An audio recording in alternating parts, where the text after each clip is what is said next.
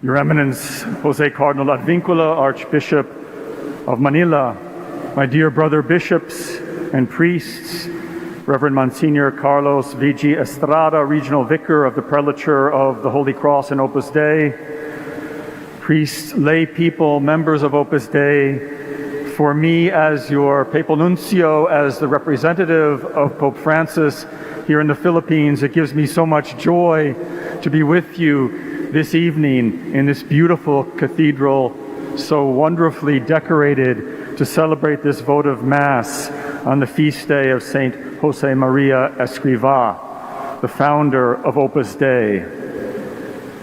We come with hearts filled with gratitude and joy this evening to celebrate the memory and the teaching of this great saint who has shown us a way of sanctification in the modern world. In the opening prayer for the liturgy this evening, we prayed together, O God, who raised up your priest, Saint Josemaria, in the Church to proclaim the universal call to holiness and the apostolate, grant that by his intercession and example, we, and these are the important words for us, we through our daily work be formed in the likeness of Christ, your Son, and serve the work of redemption with burning love. Saint Josemaria is known, of course, for his teaching, his prophetic teaching on the universal call to holiness, the fact that all of the baptized into Christ, we are called to sanctity. We are called to the perfection of God's grace in our lives. We are called to bring the good work that is begun in us by baptism to fruition. Saint Josemaria Escriva is also known for valuing, so importantly, the vocation of the laity, for understanding that the Church is not simply a clerical association of priests and bishops, but that the almost the entire vast majority of Catholics make their way to heaven as lay people. And he recognized that beautiful truth and developed it in his teaching. But thirdly, and this is what I'd like to concentrate on a bit with you this evening in my reflections, Saint Josemaria Escriva also very profoundly taught us about the importance of work, of sanctifying our work and seeing our work as a means of our own sanctification. As I look out at this large crowd in the cathedral this evening, I think that probably some of you were there with me in St. Peter's Square on October 6, 2002 for the canonization of Saint Josemaria Escriva by St. John Paul II. And that day, I don't expect you to remember every detail, but that day, the first reading for the liturgy of canonization was what we heard this afternoon, this evening, the same first reading from Genesis, from the second chapter of Genesis. And Pope St. John Paul II said this that day in October of 2002. The book of Genesis, as we heard in the first reading, the Pope said, reminds us that the Creator has entrusted the earth to man, to till it, to keep it. Believers, faithful people acting in the various realities of this world contribute to realize the divine universal plan. Work and any other activity carried out with the help of grace is converted into a means of daily sanctification.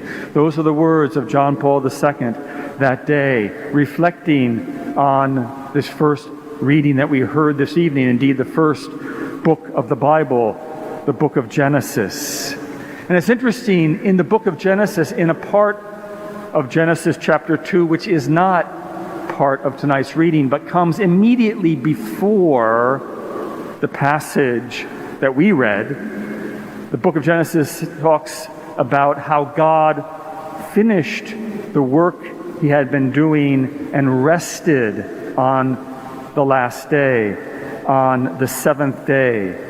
On the seventh day, God had finished his work and all he had been doing, and he rested from his work.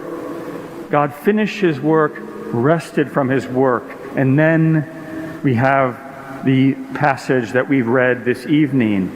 In the Latin Bible, of course, the translation of St. Jerome, the Vulgate, that line that God finished his work on the seventh day goes like this: completivitque Deus die septimo opus suum quod fecerat. God completed the work on the seventh day, the opus that he had done, and he rested from all his work. So creation, brothers and sisters, God's work of creating the universe is described literally in the book of Genesis as the opus Dei, the work of God. Deus, who did this opus of creating the entire cosmos in which you and I find ourselves as part of his creation.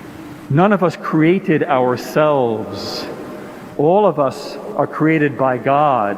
All of us are part of that opus Dei, which is his creation from which he rested on the seventh day.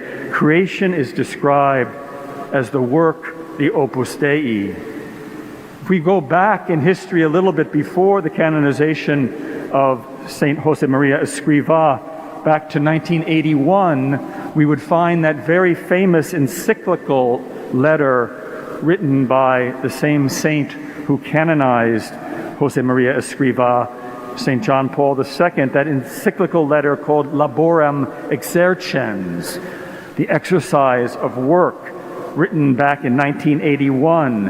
And again, our dear Pope and Saint John Paul II reflected on this book of Genesis, and reflected on this fact that God has made creation as his work. He says this: the description of creation which we find in the very first chapter of the book of Genesis is also, in a sense, the first gospel of work, for it shows what dignity of work consists of. It teaches that man ought to imitate God, his creator, in working, because man alone has the unique characteristic of likeness to God. Pope John Paul II writes, awareness that man's work is a participation in God's activity. That awareness ought to permeate even the most ordinary, everyday activities. And isn't that a beautiful summation of the spirituality of St. Josemaria Escriva, written in 1981 by John Paul II? The awareness that human work is a participation in God's activity. That awareness ought to permeate the most everyday and ordinary activities. God's opus Dei is creation, and we return, in a certain sense, to God through our work. Man's work, human beings' work, is analogous to God's work in creation. In working, we imitate God. And we see in that the nobility of work. And we find in that a spirituality of work, a sanctification of work. Because by working, we are imitating God's creative power in our own much more humble ways. People who criticize the Catholic Church say, oh, you Catholics, you think by doing your works, you're going to work your way to heaven. You have no room for grace. That, of course, is a complete misunderstanding. Nothing could be further from the truth. Even think about tonight's gospel of the apostles in the boat, fishing all night, catching nothing, zero, because they're fishing without Jesus in the boat. And then later, Jesus comes into the boat and says, cast out your nets again. And they say, we did this all night and nothing happened. But in obedience, they do it and their nets are bursting at the seams. What does it show us? It shows us that, of course, our own work in itself, without God's grace, is completely insufficient, completely inadequate. But when we are living a spirituality of work and allowing God's grace to penetrate our work, then our nets become full to the point of bursting. Then God's work is actually activated in our work. That is the sanctification of work. It's interesting also in the gospel that we read tonight how Jesus, in a certain sense, allows the apostles to work and find that great catch of fish. It wasn't as if Jesus said in the gospel this evening, "Oh, you haven't caught any fish." And then Jesus prayed and fish miraculously jumped into the boat. That's not what happened. Jesus says, "Put your nets out again, work, and you will find something." This idea that our effort is important. Is our effort completely enough? No. But our effort is important. Our effort are absolutely necessary. Our efforts are not sufficient, they're not adequate, but they're necessary. And when we work with God's grace, then miracles happen. God's grace permeates our work, and our work becomes a sacrifice. In the preface to the saints in the Roman Missal, when we pray a Mass of the Saints, we have this amazing line in the first of the prefaces of the saints when we're talking about the merits of the saints, that is, their glory, their merits, that they've merited something. They've, in a certain sense, deserved something from God. But the preface says this, speaking of God, "You are praised in the company of your saints, and in crowning their merits, you crown your own gifts." Isn't it interesting? When God rewards us for the good work we've done, it's not as if we did this without God. It's His grace that makes it possible for us to participate in His work. And so His grace permeates our work, and our work becomes abundant, and our work becomes indeed meritorious for us. God crowns our merits because He is really crowning His own gifts. Even in the Eucharist, which you're celebrating this evening, think about it for a moment. Jesus will give us in a few moments His true body and blood, His soul and divinity for our sanctification. But what is necessary for the Mass? Obviously, a priest is necessary. But bread and wine are also necessary. And bread and wine, as we will hear in a few minutes, both of them are the work of human hands. The work of human hands. So for Jesus to become present among us in the Eucharist, to feed us, to sanctify us, He needs our work. He needs someone who has made that wine, someone who has made that bread. That work is necessary for Him to come into our lives. Is the bread and wine by itself, without His grace, enough for our sanctification? No, it's simply bread and wine.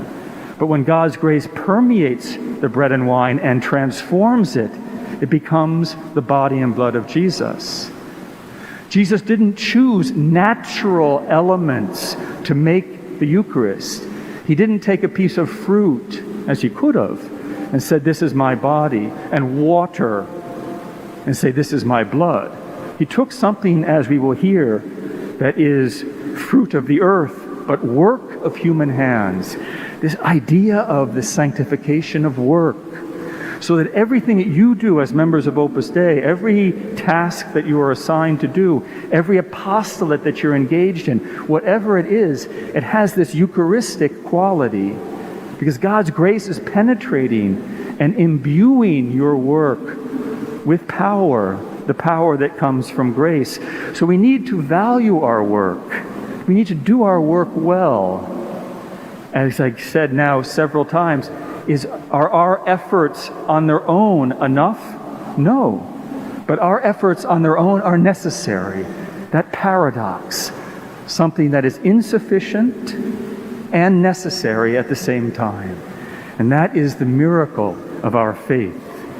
When we reflect on all of these things, we reflect, of course, under the eyes and the gaze of the Blessed Virgin Mary, our Mother in heaven, she who intercedes for us, she who lived the humble life and work, we can say, of a mother and a wife in a small town, not the capital, but a small town in what is now Israel.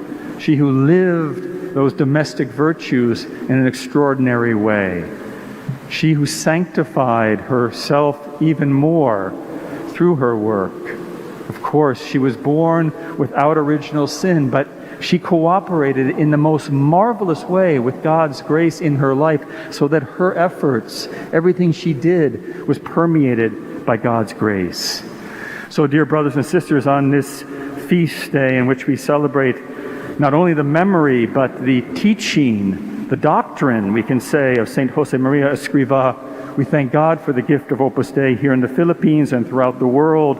I have been nuncio in various places in the world, and I've seen in every place the great work done by members of Opus Dei in various sectors of society, seen and unseen work, which is marvelous.